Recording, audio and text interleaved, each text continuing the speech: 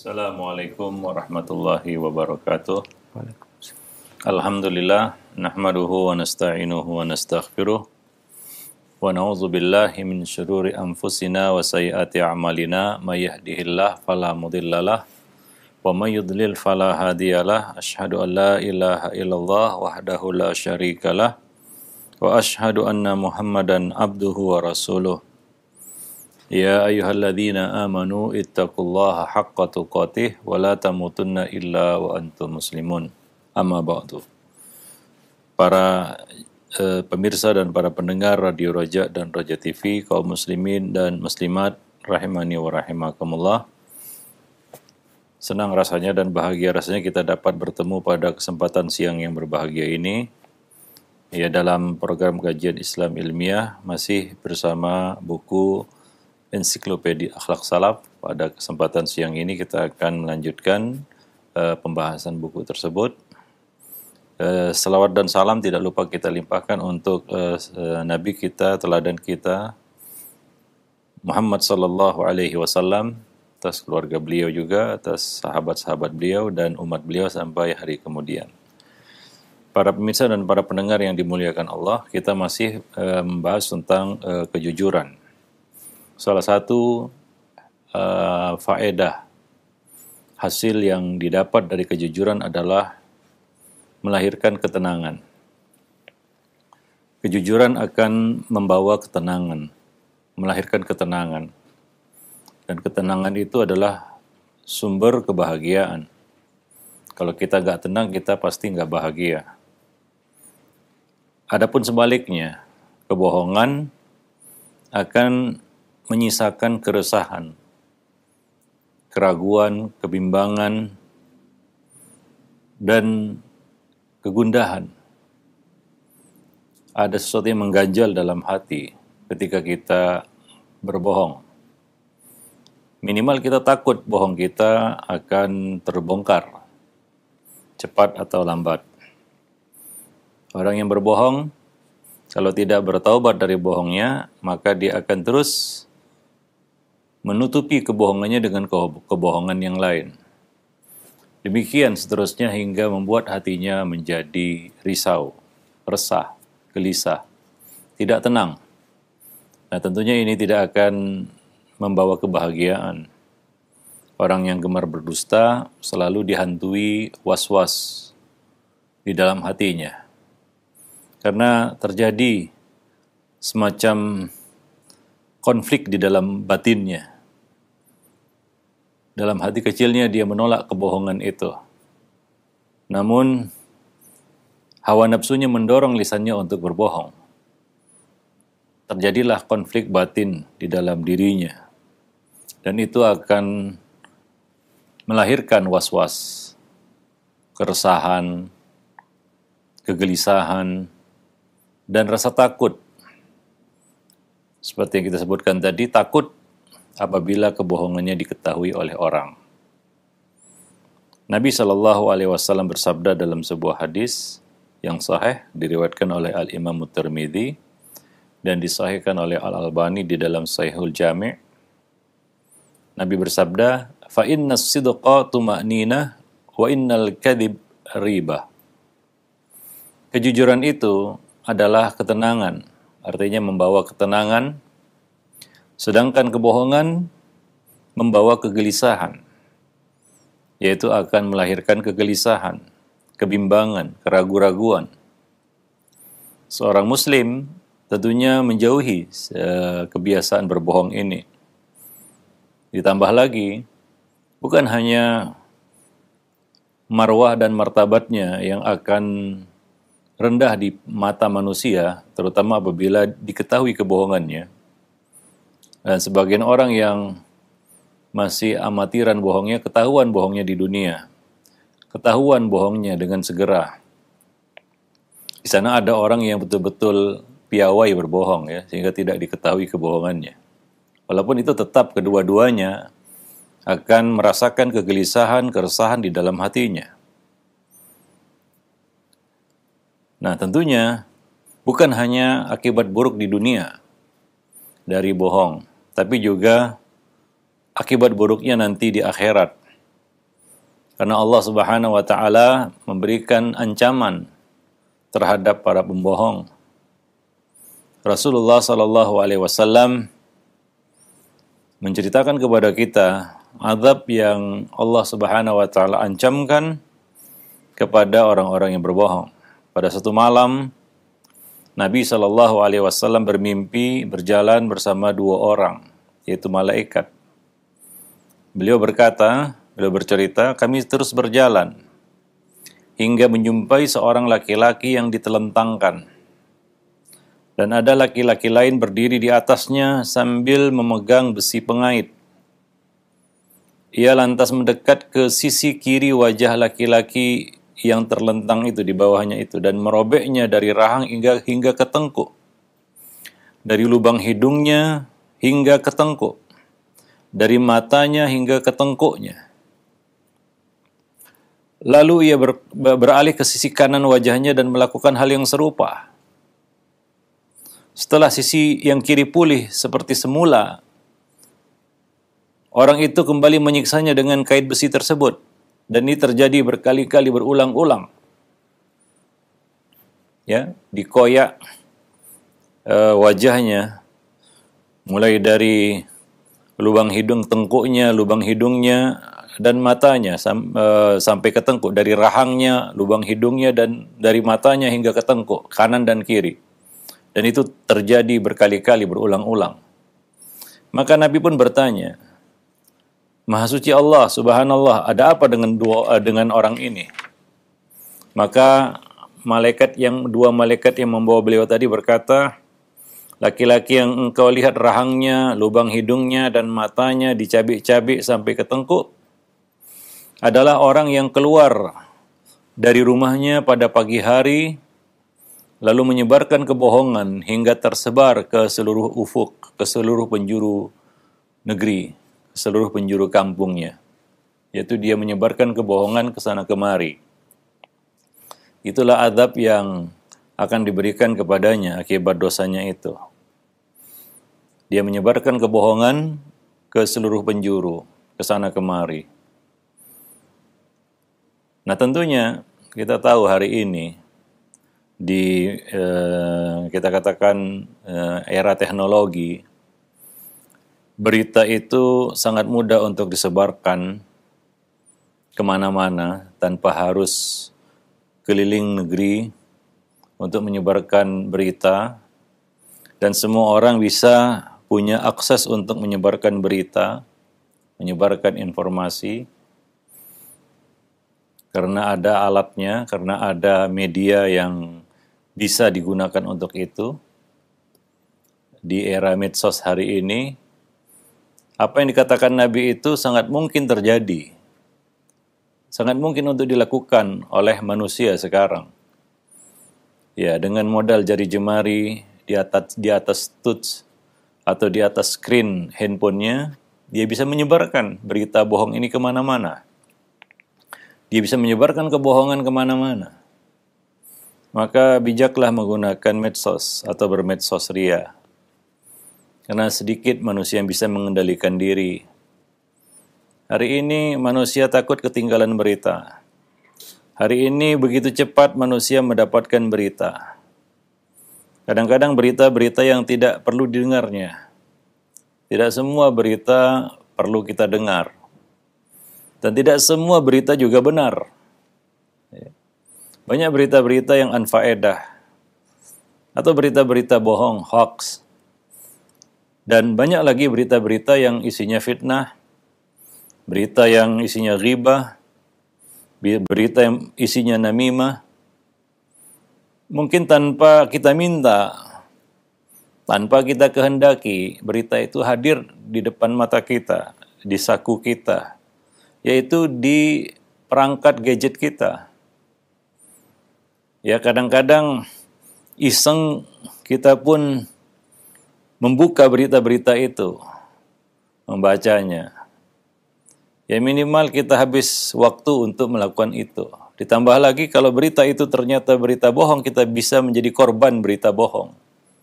Lebih parah lagi adalah kita adalah pihak yang ikut menyebarkan berita bohong itu. tanpa kita tabayunkan.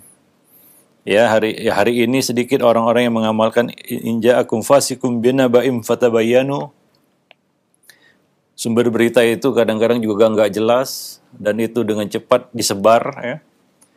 Baik itu disebar secara khusus kepada orang-orang tertentu atau kita sebar berita itu melalui WA story, Insta story atau WA status atau di halaman Facebook atau di media-media lain. Ya, kita sebarkan itu kemana-mana tanpa kita teliti apakah berita itu pertama benar atau tidak. Kalaupun benar, ya, layakkah berita itu disebarkan atau tidak? Ya, kalau tidak layak disebarkan, walaupun benar, maka jangan disebarkan. Karena mudaratnya mungkin lebih besar daripada manfaatnya. Tapi sedikit orang bisa menahan diri dari hal itu. Ya, ternyata manusia tidak sepintar handphonenya. Maka yang dijuluki smart itu adalah handphonenya, bukan orangnya. Smartphone, ya. Tapi orangnya tidak sepintar handphonenya. Nah, banyak orang-orang yang menjadi korban ya berita-berita bohong di internet ataupun di media sosial. Sebagian bisa berujung kepada penjara. Karena didakwa sengaja menyebarkan berita bohong. Maka ya hati-hatilah, bijaklah di dalam menggunakan media sosial. Para pemirsa dan para pendengar yang dimuliakan Allah. Ya. Karena ancamannya berat seperti yang dikatakan Nabi di dalam hadis ini, ya. Dicabik-cabik ya, rahangnya, hidungnya dan matanya sampai ke tengkuk. Dosanya apa? Dosanya adalah menyebarkan kebohongan. Ya, dikatakan di sini pagi hari dia pergi keluar rumahnya menyebarkan kebohongan ke seluruh penjuru kampungnya. Bahkan sekarang orang bisa menyebarkan kebohongan ke seluruh penjuru dunia, bukan kampungnya saja. Tanpa dia harus keluar dari rumahnya. Para pemirsa dan para pendengar yang dimuliakan Allah. Jadi sangat dahsyat siksaan bagi para pembohong. Maka kita harus tahu dan sadar bahwa bohong itu dosa besar. Ya, ada bohong-bohong kecil, ya. Tapi kalau ditumpuk-tumpuk juga menjadi banyak dia. Ada bohong itu yang masuk kategori dosa besar. Apalagi bohong itu mengandung unsur kezaliman. Riba, namimah, fitnah. Ya, itu lebih besar lagi dosanya, bukan hanya sekedar bohong tapi ya juga kita berbuat zalim ataupun mendolimi orang lain dengan berita itu. Maka hati-hati dengan medsos hari ini. Apalagi banyak hari ini manusia yang sudah terkena FOMO syndrome, ya. Fear of missing out. Ya, ketakutan atas ketinggalan berita ataupun tidak terupdate atau tidak eksis di media sosial. Nah, ini ketakutan yang hari ini nyata menjangkiti banyak orang.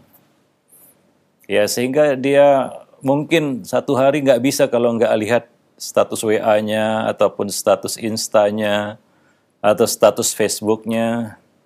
Ada yang ya semata-mata buka itu untuk membaca komen atau memberikan kita katakan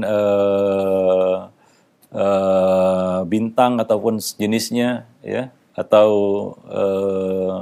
ya kita katakan tahu kita sendiri bagaimana candu ya dari bermain medsos ini. Nah, demikian. Jadi kita harus berhati-hati dengan hal itu. Dan kebiasaan berbohong ini termasuk dosa besar dan termasuk akhlak dan sifat yang paling dibenci Nabi. Nabi membenci para pembohong. Nabi bersabda, "Maka khuluqun abghadha ila Rasulillahi minal kadhib."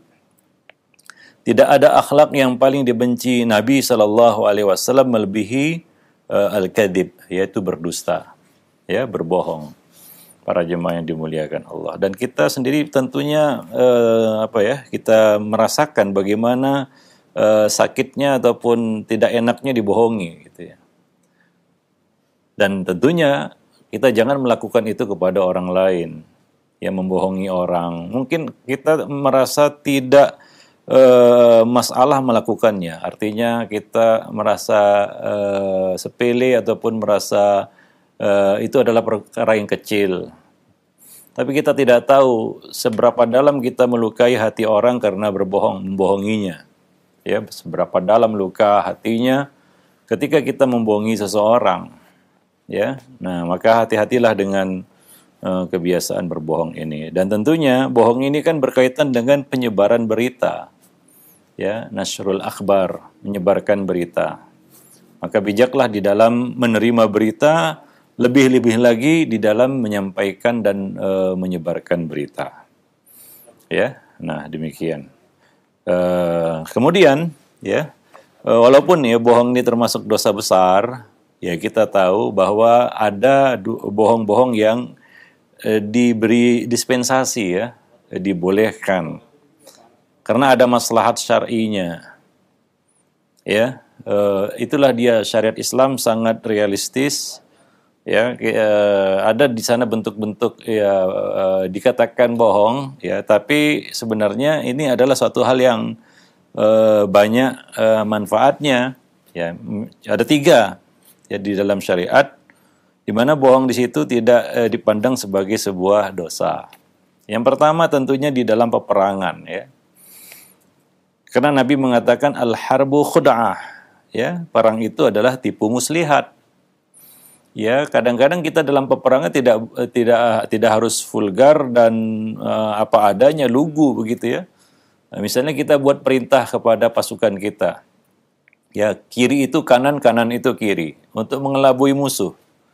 Ya, mungkin musuh akan mengetahui apa yang kita katakan, tapi dia terkecoh. Kenapa? Karena yang kita maksud kanan adalah kiri, yang kita maksud kiri adalah kanan. Ini sejenis tauriah, ya. Ya, itu kan kembali kepada terminologi orang yang mengucapkannya, yang dipahami oleh ya, satu komunitas tertentu. Maka itu tidak dikatakan bohong yang tercela dalam peperangan, ya. Nah, demikian. Nah, itu yang pertama. Yang kedua, bohong untuk mendamaikan dua pihak yang bertikai. Ada dua pihak yang bermusuhan. Lalu untuk mendamaikan dua pihak ini perlu orang ketiga, ya. Perlu penengah, mediator. Nah, mediator ini, pihak ketiga ini, pihak penengah ini kadang-kadang perlu melakukan tauriah. Atau semacam berbohong, tapi sebenarnya tidak bohong murni, ya.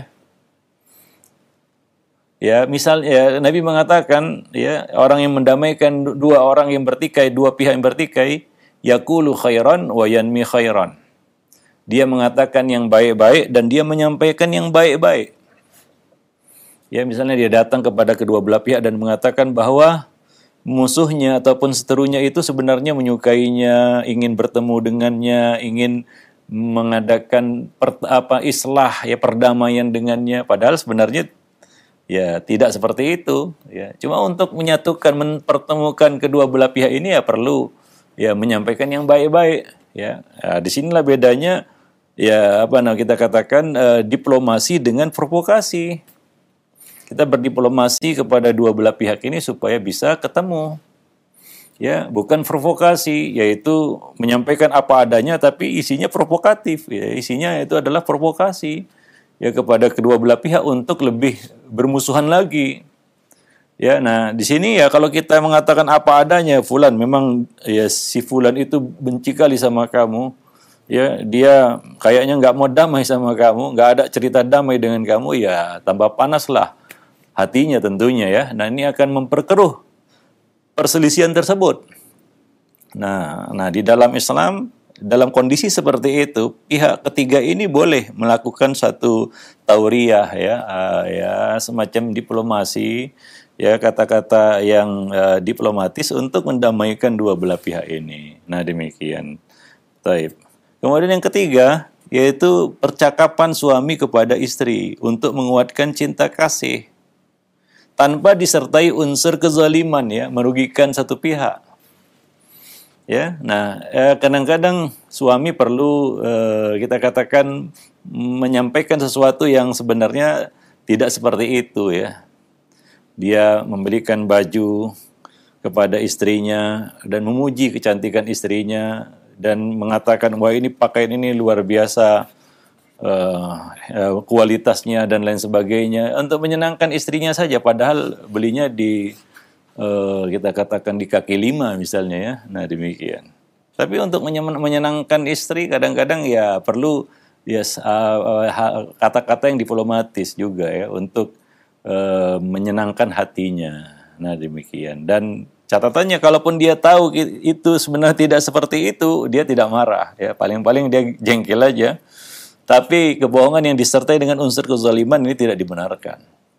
Ya, kepada istri kita berkata bohong yang itu mengandung unsur kezaliman. Ya, menzalimi, mengambil haknya, kita bohongi dia ya dengan mengatakan wah saya tidak punya duit. Ya, berhutanglah ke warung sana untuk belanja. Padahal ada sebenarnya. Nah, ini tidak boleh ya, karena itu merugikan. Itu haknya yang kita tahan karena kebohongan kita. Nah, itu tidak dibenarkan. Para pemirsa dan para pendengar Radio Roja dan Roja TV yang dimuliakan Allah. Ya, nah jadi harus dibedakan itu ya, percakapan yang dibolehkan antara suami kepada istrinya yang dibolehkan di sini dan yang tidak dibolehkan. Ummu Kulthum binti Uqbah bin Abi Mu'aid mengatakan bahwa Rasul bersabda dalam hadis yang sahih diriwayatkan oleh Bukhari dan Muslim, "Laisal kadzdzab alladzi yuslihu bainan nas wa yaqulu khairan wa yanmi khairan." Tidaklah dikatakan dusta orang yang mendamaikan manusia, dia berkata yang baik dan menyampaikan yang baik-baik. Nah, itu merupakan dalil ya bahwasanya ada beberapa momen di mana bohong itu bukanlah suatu yang salah ataupun dibolehkan. Para pemirsa dan para pendengar yang dimuliakan Allah. Taib. Jadi begitulah ya, seorang muslim hendaknya membiasakan untuk berkata jujur dan menjauhi kebohongan-kebohongan. Ya, menjauhi sifat suka berbohong. Nah, kemudian berikutnya, poin berikutnya yang akan kita bahas di sini adalah buah dari kejujuran. Apa yang didapat kalau kita jujur? Nah, ini perlu juga supaya kita membiasakan diri untuk menjadi orang yang jujur. Ya, jujur itu mujur. Ya, nah demikian. Ya, bukan jujur terbujur, bukan. Tapi jujur itu akan membawa kemujuran, ya, keberuntungan. Nah, jujur dijamin menjadi orang yang jujur dijamin menjadi orang yang beruntung. Untuk memotivasi diri kita sendiri ya supaya berusaha berikhtiar sekuat tenaga sebisa mungkin untuk menjadi orang yang jujur. Walaupun kadang-kadang lidah ini keseleo. Kadang-kadang hawa nafsu itu mendominasi sehingga balik lagi kita berkata bohong. Nah, maka kita perlu tahu buah dari kejujuran itu ya. Dengan kejujuran kita akan memetik banyak sekali kebaikan. Ya, minimal tadi kita sebutkan ya bahwa kejujuran itu akan membawa ketenangan. Itu buah paling nyata dari kejujuran, ya. Karena tidak ada sesuatu yang perlu kita konfirmasi lagi ketika kita berkata jujur, dan kita pun berani karena kita jujur. Berani karena benar ya. Takut karena salah begitu ya. Bohong itu kan salah. Jadi orangnya takut terus. Tapi kalau jujur, dia akan berani. Apapun yang terjadi dia siap. Kenapa? Karena dia jujur. Tapi kalau bohong akan melahirkan kebimbangan tadi ya. Nah, itu adalah faedah yang sangat nyata yang didapat oleh orang yang jujur. Yaitu as-sidqa inna sidqa tuma'ninah, akan melahirkan tuma'ninah, ketenangan. Dan ketenangan itu adalah modal untuk bahagia. Kita akan menjadi orang yang bahagia ketika kita menjadi orang yang jujur. Nah, demikian. Ya. Nah, baik itu nanti orang tahu kejujuran kita ataupun orang tidak tahu kejujuran kita. Ya, kita akan mendapatkan manfaatnya. Buah dari kejujuran yang pertama adalah surga. Ya, orang yang jujur ini termasuk salah satu sifat ahli surga. Ahlul jannah itu sifatnya adalah mereka orang-orang yang jujur. Seperti kata Nabi dalam hadis muttafaqun alaih, inna sidqa yahdi ilal bir wa innal birra yahdi ilal jannah. Sesungguhnya jujur itu akan membawa kepada kebaikan, albir, ya, melahirkan kebaikan-kebaikan, dan kebaikan itu akan membawanya ke surga. Jadi anak tangga untuk membawa seseorang ke surga dimulai dari jujur. akan memudahkan langkahnya untuk ke surga. Ya, akan memudahkan langkahnya untuk melakukan kebaikan-kebaikan. Dan kebaikan itulah yang menjadi sebab ya dia masuk ke dalam surga, akan menuntunnya ke surga. Maka ini harus menjadi motivasi kita ketika kita berkata ataupun bertutur, ya hendaknya kita perhatikan ya kata-kata kita, ya hendaknya tidak keluar dari kejujuran, ya tidak keluar dari kejujuran. Yang kedua, buah dari kejujuran itu adalah kita dicatat di sisi Allah sebagai hamba yang jujur, menjadi kaum siddiq. Ya, berpeluang untuk menempati derajat siddiq. Kita tahu bahwasanya derajat ini adalah derajat yang sangat tinggi, derajat di bawah kenabian. Ya, di bawah kenabian derajat itu adalah derajat siddiq. Para pemirsa dan para pendengar yang dimuliakan Allah. Ya. Nah, dalam hadis ya Nabi mengatakan, hadis Muslim, wa ma yazalur rajulu yasduq wa yataharra sidqa hatta yuktaba indallahi siddiqa. Seorang itu senantiasa berkata jujur dan selalu mencari-cari celah untuk jujur dan hingga ditulis di sisi Allah menjadi orang yang jujur, yaitu menjadi kaum siddiq. Para pemirsa dan para pendengar yang dimuliakan Allah. Ya. Maka berusahalah untuk menjadi orang yang jujur tadi dan mencari-cari ya kita katakan celah untuk jujur. Ya jangan cari-cari celah untuk bohong. Carilah celah untuk jujur. Ya atau kita diam. Gitu cara kita menjaga lisan, berkata yang jujur atau kita diam. Ya. Nah demikian, tidak mengatakan kebohongan, tidak mengucapkan kebohongan. Menjaga lisan kita dari kebohongan. Nah demikian, hingga kita ditulis di sisi Allah sebagai orang yang jujur. Yang ketiga, tadi kita sebutkan akan membawa ketenangan, membawa tumakninah. Kejujuran akan melahirkan kelapangan hati dan ketenangan jiwa. Nabi mengatakan, "Da' ma yaribuka ila ma la yaribuk. Fa inna sidqa tuma'ninah wa innal kadhiba ribah." Tinggalkanlah apa-apa yang membuatmu ragu dan beralihlah kepada apa-apa yang tidak membuatmu ragu. Ketahuilah bahwa kejujuran itu akan membawa ketenangan, sedangkan kebohongan itu akan membuat gelisah.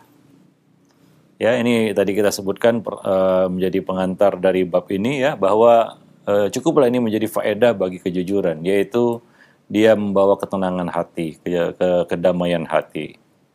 Demikian para pemirsa dan para pendengar yang dimuliakan Allah. Dan Nabi juga menyuruh kita untuk meninggalkan yang membuat ragu kepada perkara yang tidak membuat kita ragu. Karena keraguan-raguan itu adalah was-was dari syaitan. Ya, was-was yang dihembuskan syaitan ke dalam hati kita. Apabila orang itu selalu mendapat was-was dalam hatinya, sehingga pada satu titik dia menjadi ragu, apakah dia berada di atas kebenaran atau kebatilan. Ya, nah demikian. Dan jujur ini merupakan modal bagi seorang penuntut ilmu. Dalam menuntut ilmu itu juga perlu kejujuran. Ya, dan orang yang membiasakan berkata jujur dan memiliki sifat jujur, ini sangat membantunya di dalam menuntut ilmu. Karena banyak orang-orang yang mengkhianati ilmu, bohong terhadap ilmu. Dia tahu benar, tapi dia tidak mengakuinya. Dia menutupi kebenaran itu. Dan ini yang dilakukan oleh ahli kitab. Dari kalangan Yahudi. Mereka bohong. Mereka tidak jujur. Mereka tahu, tapi mereka melanggarnya. Ya, karena ketidakjujuran itu. Dan ini membawa mereka kepada was-was. Ya, membawa mereka kepada kebimbangan dan kebingungan. Maka ini adalah sifat yang sangat penting dimiliki oleh para penuntut ilmu, yang akan membantu mereka untuk mengetahui kebenaran, ya, sampai kepada kebenaran. Jadi perlu kejujuran dan membiasakan diri untuk menjadi orang yang jujur sehingga dia bisa melihat kebenaran itu. dan mengikutinya, ya.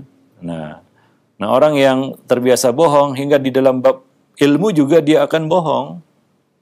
Ya, dalam bab ilmu dia juga akan bohong. Dan dia menyatakan sesuatu yang sebenarnya tidak diyakininya. Ilmunya menyalahi dan menyelisih apa yang dikatakan oleh lisannya. Dia membuat pengakuan yang bertolak belakang dengan ilmu yang diketahuinya. Nah, inilah ya kita katakan penyakit yang menimpa, fitnah yang menimpa ahli kitab dari kalangan orang-orang Yahudi yang Allah katakan mereka mengenal Nabi seperti mereka mengenal anak-anak mereka sendiri. Tapi mereka tidak mau beriman juga. Mereka tahu kebenaran yang dibawa oleh Nabi, tapi lisan mereka justru mengatakan sebaliknya. Nah, ini adalah fitnah terbesar ya dari kebiasaan berbohong itu. Sampai ya kepada terhalangnya seseorang dari hidayah karena kebohongan. Ya, maka akhlak ini adalah akhlak yang sangat ditegaskan di dalam Islam, yaitu jujur. Karena kebenaran walau bagaimanapun akan nampak. Ya, dan kebatilan juga akan nampak. Ya, para pemirsa dan para pendengar yang dimuliakan Allah. Maka sepandai-pandainya kita menyembunyikan kebenaran akan terungkap. Sepandai-pandainya kita menyimpan kebohongan itu akan tercium. Nah, demikian. Maka jadilah orang-orang yang berada di pihak yang jujur, pihak yang benar. Kita akan terbantu untuk melihat kebenaran dan mengikutinya. Para pemirsa dan para pendengar yang dimuliakan Allah. Kemudian yang keempat, jujur akan membawa keberkahan dalam hidup. Orang yang jujur akan berkah. Hidupnya, hartanya, waktunya. Karena dia isi waktunya dengan kejujuran. Orang yang bohong, maka kemungkinan besar ya, tercabut keberkahan pada waktunya. Artinya dia akan habiskan banyak waktunya untuk bohong. Untuk menutupi bohong yang lalu, dia buat bohong yang baru lagi. Habis waktunya untuk berbohong. Setiap saat. Nah, demikian. Tercabutlah berkah umur, berkah waktu, dan juga berkah harta. Ya. Maka Nabi mengatakan kepada para pedagang, At-tujjar humul fujjar. Para pedagang itu kebanyakannya orang-orang yang fasik, fujar, jahat, berbuat zalim. Para sahabat bertanya, Rasulullah, bukankah perniagaan itu dibolehkan? Nabi mengatakan, bala, tentu. Ya, perniagaan itu dibolehkan. Tapi kata Nabi, nah, ini poinnya. Kenapa Nabi mengecam para pedagang? Karena sebab ini. Ya, karena mereka, para pedagang itu, ya, mereka berbicara, dusta bicaranya, bohong bicaranya. Mereka bersumpah, palsu sumpahnya. Nah, ini dua hal yang sering dilakukan oleh para pedagang, yaitu bicara bohong dan sumpah palsu. Ya, nah demikian. Untuk meyakinkan para pembeli, ya, dibuatlah iklan-iklan palsu, dibuatlah itu semacam sumpah, semacam suatu kita katakan kata-kata untuk meyakinkan orang. Kadang-kadang membawa ya ayat-ayat, hadis-hadis, ya, kadang-kadang menggunakan agama untuk menipu, ya, menggunakan nas-nas syar'i untuk menipu. Nah, demikian. Itu semacam sumpah. Ya, orang itu bersumpah membawa-bawa nama Allah untuk menipu orang. Maka hati-hati dengan iklan-iklan yang kadang-kadang berlebih-lebihan. Iklan-iklan yang kadang-kadang sebenarnya tidak seperti itu kenyataannya. Hanya semata-mata untuk meyakinkan konsumen supaya beli, kan begitu ya. Nah, ini kadang-kadang pedagang itu jatuh kepada hal-hal seperti itu. Demikian juga kata-kata dusta.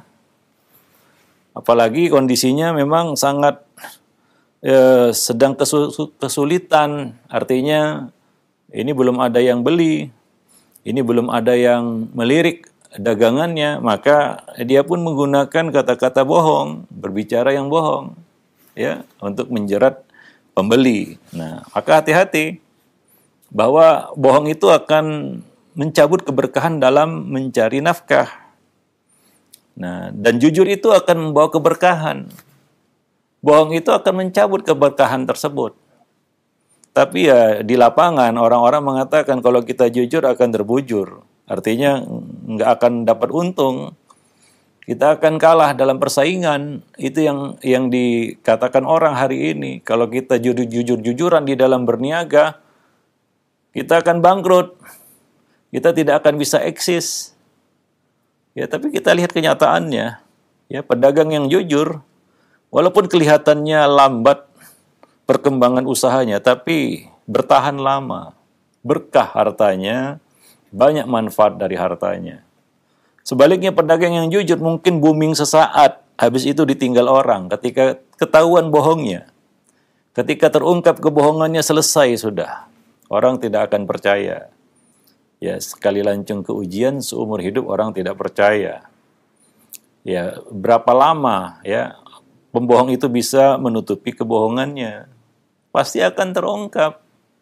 Ya, macam-macam ya kita katakan, perniagaan bodong dan lain sebagainya. Orang-orang tertipu dengan, ya kita katakan itu fitnah dunia juga ya. Nah, maka berhati-hati dalam bab itu. Maka kejujuran akan mendatangkan berkah dan akan menambah kebaikan dalam mencari nafkah. Nabi mengatakan dalam hadis yang sahih riwayat Bukhari dan Muslim, al-bayyi'ani bil khiyar ma lam yatafarraqa aw qala hatta yatafarraqa. Dua orang yang melakukan transaksi jual beli dibolehkan melakukan khiyar, artinya ada hak khiyar di situ, memilih untuk mempertahankan atau membatalkan akad selama keduanya belum berpisah, ya, yaitu keduanya berpisah dari majelis jual beli itu. Apabila keduanya jujur dan terbuka, ya, Nabi mengatakan fa in sadaqa wa bayyana burika lahuma fi bai'ihima. Jika keduanya jujur dan terbuka, tidak ada yang ditutup-tutupi, ya, tidak ada aib yang ditutup-tutupi, niscaya transaksi itu akan diberkahi Allah, berkah. Akan tetapi apabila keduanya berbohong atau salah satu dari keduanya berbohong, wa in katama wa kadzaba muhiqqat barakatu bai'ihima. Namun apabila mereka berdua berbohong atau menutup-nutupi sesuatu, yang ditutupi itu pasti yang jelek, yang buruk, yang baik nggak mungkin ditutupi. Bahkan itu menjadi nilai jual kan, kalau yang baik-baik ya pasti akan disebut-sebut. Tapi cacat kadang-kadang ditutup-tutupi. Ya. Nah, maka keberkahan itu pun akan dihapus, akan diangkat. Ya, nah demikian. Wallahu a'lam bishawab. Maka ya, jujur di dalam mencari nafkah, ya, ini adalah satu hal yang akan membawa keberkahan ya di dalam harta kita. Ya, nah demikian. Begitu juga sebagai pegawai, ya, sebagai pekerja, sebagai buruh, kita juga harus jujur. Jangan suka curi-curi waktu. Itu adalah salah satu bentuk khianat ya di dalam kita katakan di dalam pekerjaan kita. Ya, maka dari itu berhati-hati dengan bentuk-bentuk kebohongan di dalam mencari nafkah.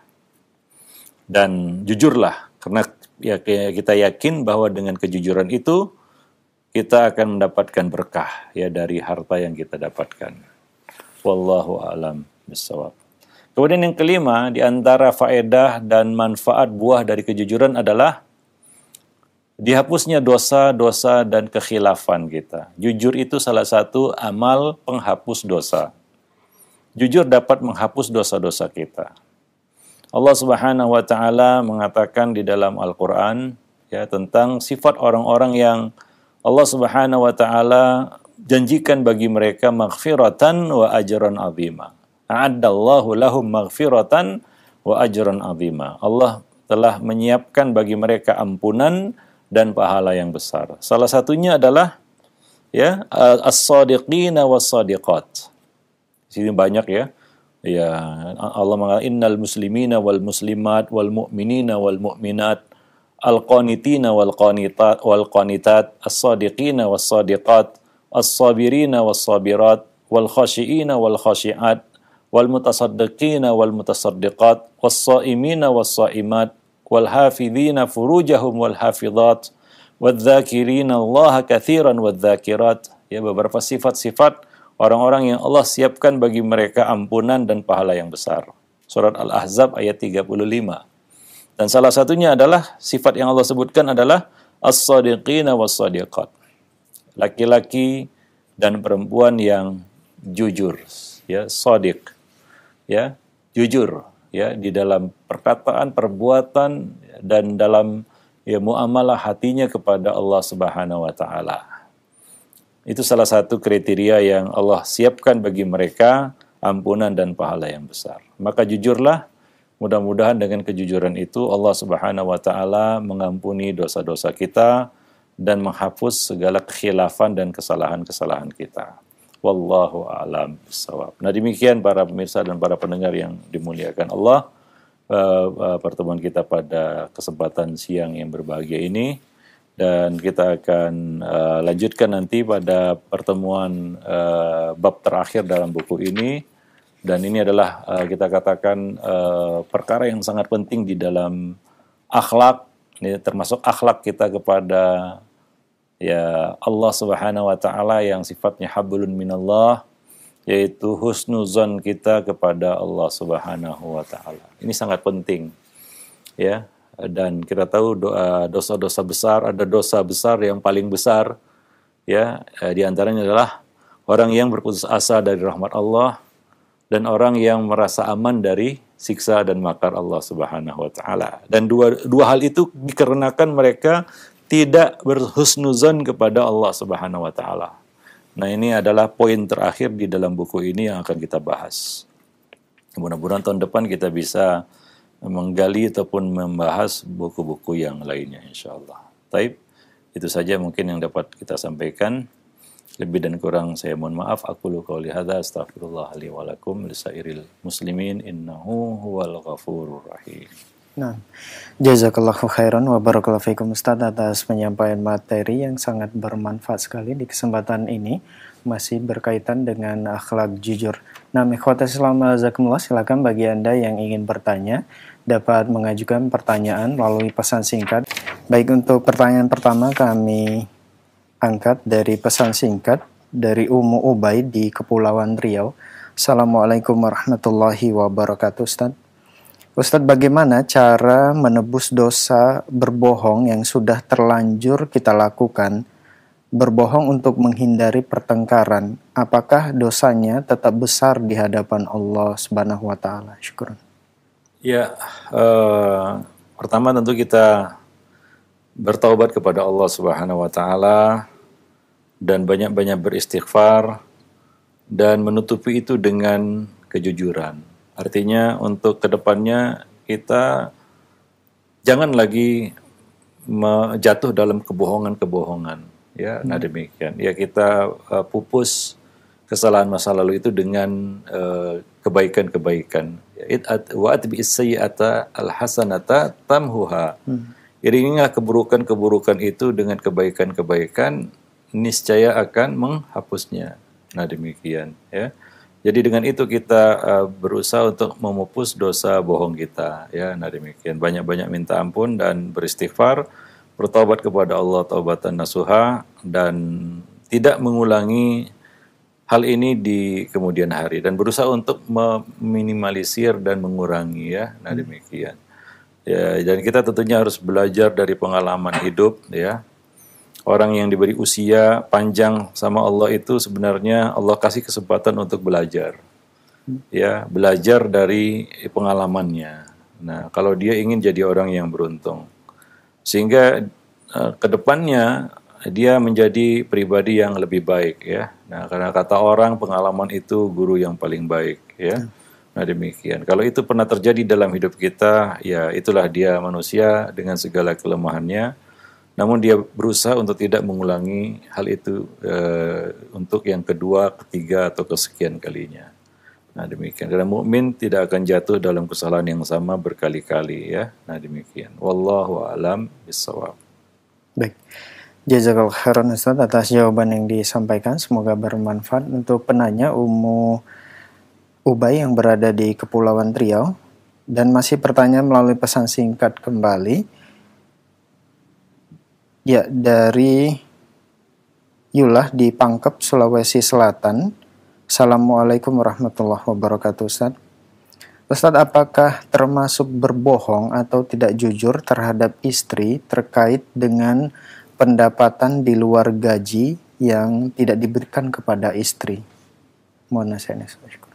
Iya, ini agak pelik ya di dalam rumah tangga masalah keuangan ya. Nah demikian. Istri punya hak nafkah yang cukup ya. Nah demikian. Apakah wajib seorang suami membeberkan dan memberitahukan pendapatannya?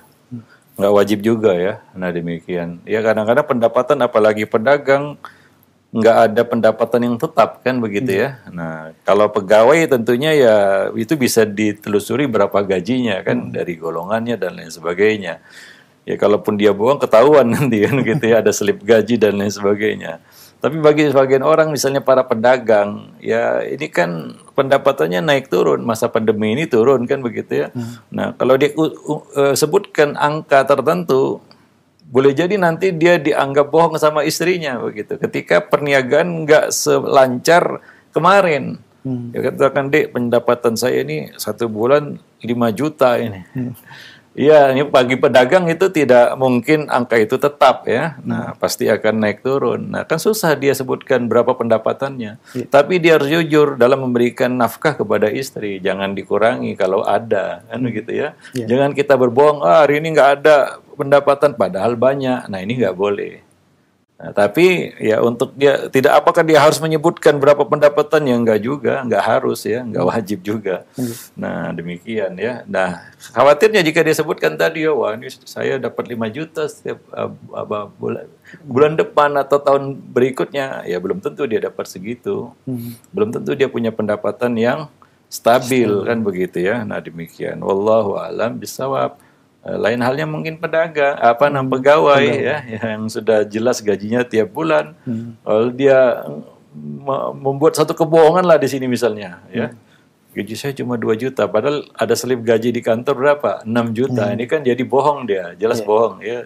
Nah kebohongan ini akan menimbulkan syahwat sangka ataupun kecurigaan dan lain-lain sebagainya. Itu akan mengganggu keharmonisan rumah tangga. Nah demikian. Wallahu a'lam bishawab.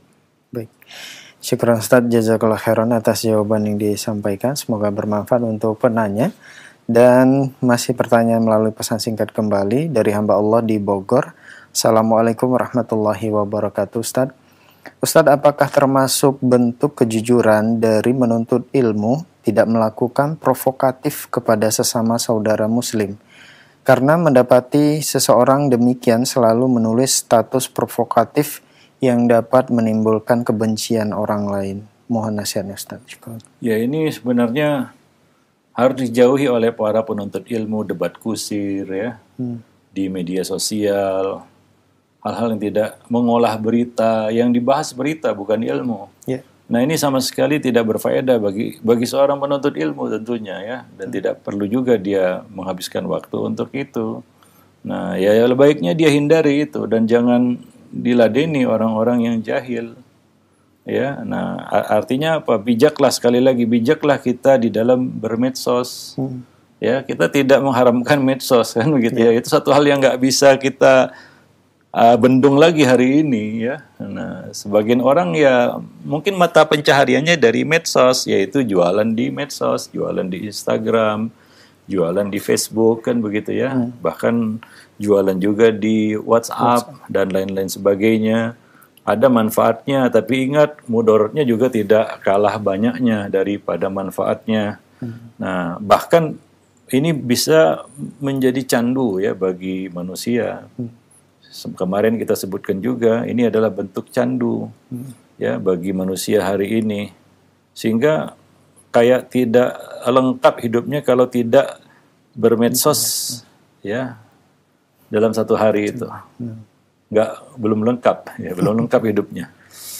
Bahkan ada yang kelojotan seperti orang yang kecanduan narkoba, ketika dia dihalang dari benda itu ya dia tidak bisa mengontrol dirinya ya, ketika dia dihalang dari hal itu. Nah demikian. Dan ya, makanya kita harus berhati-hati ya dari kita akan fitnah medsos hari ini. Ya yang sudah berubah menjadi candu bagi manusia. khususnya bagi para penuntut ilmu ya, di sini ditanyakan berkaitan dengan ilmu. Ya. Ya, apa yang kita dapatkan dari membahas berita? Ya, kadang-kadang lucunya yang dipermasalahkan sebuah berita dan dibawa-bawa dalil dari Al-Quran dan hadis. Ujung-ujungnya beritanya ternyata nggak benar. Jadi apa manfaatnya di situ ya? Kita menggunakan Al-Quran dan hadis tidak pada tempatnya kadang-kadang. Ya, nah, dan lebih kepada mencari sensasi kalau kita lihat itu ya. Sensasi, ya orang itu suka yang aneh-aneh kan begitu ya. Supaya dapat perhatian dari orang.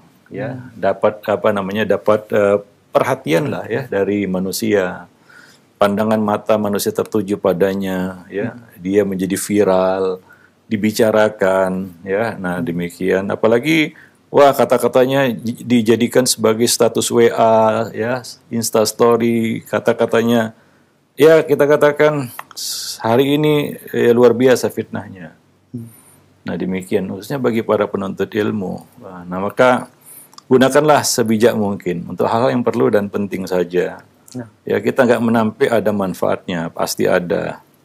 Karena Allah tidak menciptakan sesuatu itu buruk murni, nggak ada. Ya, pasti ada faedahnya ya. Nah demikian, iblis saja diciptakan ada hikmahnya. Ya apalagi medsos kan begitu ya. Nah demikian, ada manfaatnya besar. Ya kita tahu ada orang yang dapat hidayah kepada Islam melalui medsos, ada yang bisa dapat ilmu melalui medsos, ada yang macam-macam. Cuma hati-hati, ini candu ya. Nah, ini candu. Ya, mulai mungkin dia terjebak dalam hal-hal perkara yang mubah awalnya, kemudian akhirnya menyeretnya kepada hal-hal yang makruh, ujung-ujungnya dia terseret kepada yang haram melalui medsos. Ya. Nah demikian. Awalnya mungkin mubah, ya kita lihat di status WA lah. Awal berkumpul katanya ingin saling tanasu, nasihat menasihati, ya. Nah, ujung-ujungnya udah mulai bicarakan dunia, bukan nasihat lagi. Ujung-ujungnya saling melempar komentar negatif, ya. Ujung-ujungnya membicarakan orang lain di situ. Ujung-ujungnya berantem di situ. Ujungnya berkelahi di situ, ya. Di apa namanya di grup itu ya. Nah demikian. Wallahu a'lam. Ini kan coba lihat ya bagaimana setan itu menggiring manusia kepada keburukan dari sisi ataupun dari arah yang tidak diduga. Ya, maka ada perkataan Yahya bin Abi Yahya, seorang ulama salaf, setan itu bisa rela dia membuka 99 pintu kebaikan hanya untuk menjebak anak Adam dari satu pintu keburukan. Ya disodori yang sepertinya baik. Kalau kita lengah, ya maka setan akan membuka pintu keburukan itu dan kita terjerumus di situ. Nah, wallahu a'lam bissawab. Nah, demikian. Baik. Jazakallah khairan Ustaz atas jawaban yang disampaikan. Semoga bermanfaat untuk penanya. Dan masih pertanyaan melalui pesan singkat kembali dari hamba Allah. Assalamualaikum warahmatullahi wabarakatuh. Ustadz, apa balasan di akhirat pada saat seseorang sudah terbiasa untuk selalu melanggar janjinya di dunia? Mohon nasihatnya. Ya, ini salah satu sifat nifak ya. Sifat orang-orang munafik, yaitu wa idza wa'ada akhlaf. Jika dia berjanji, dia mengingkari janji itu. Ya, dan kita tahu apa azab yang diancamkan Allah kepada orang-orang munafik ya. Azab yang pedih di akhirat. Ya. Nah, kan azab itu kadang-kadang tidak disebutkan secara spesifik. Artinya bentuknya secara khusus tidak. Para ulama mengatakan azab yang diancamkan secara umum itu jauh lebih mengerikan sebenarnya daripada yang diancamkan secara khusus. Ya.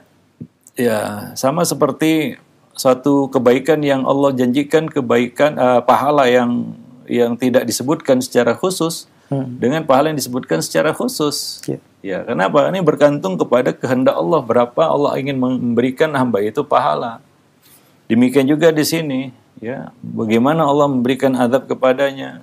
Maka berhati-hati terhadap semua ancaman azab yang Allah berikan, baik itu yang disebutkan secara khusus maupun yang tidak disebutkan. Karena orang kadang-kadang meremehkan, wah nggak ada ancamannya secara khusus, diapakan nanti dia gak disebutkan di situ ya. Tapi hati-hati, ini mungkin jauh lebih besar daripada azab-azab yang disebutkan bentuknya secara khusus.